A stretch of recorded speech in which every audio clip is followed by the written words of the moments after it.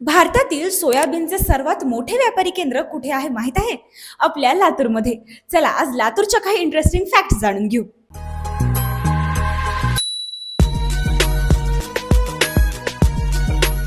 लातूरला पूर्वी लाटरूल म्हणायचे.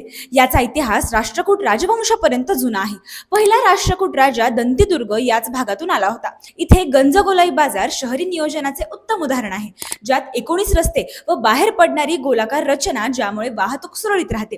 इथे औषाजवळ खरोसा लेण्या आहेत, ज्यात सुंदर शिवपार्वती आणि रावणाच्या मूर्ती कोरलेल्या आहेत. 1993 ला इथे खूप मोठा किल्लारी भूकंप झाला आणि यामुळे लातूर महाराष्ट्रात प्रसिद्ध झालं. लातूर हे भारतातील सोयाबीनचे सर्वात मोठे व्यापारी केंद्र आहे.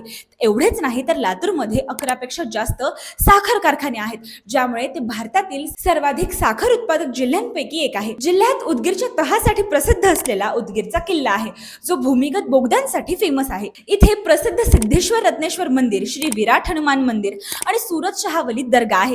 महाराष्ट्रातील उच्च दर्जाच्या शिक्षणासाठी देखील लातूर खूप प्रसिद्ध आहे. लातूर जिल्ह्यातील निलंगा तालुक्यात एका विशिष्ट प्रकारचा राईस खूप फेमस आहे, जो पूर्ण महाराष्ट्रात निलंगा राईस म्हणून ओळखला जातो. अशाच इंटरेस्टिंग फॅक्टसाठी माइक टेस्टिंग मराठीला नक्की फॉलो करा.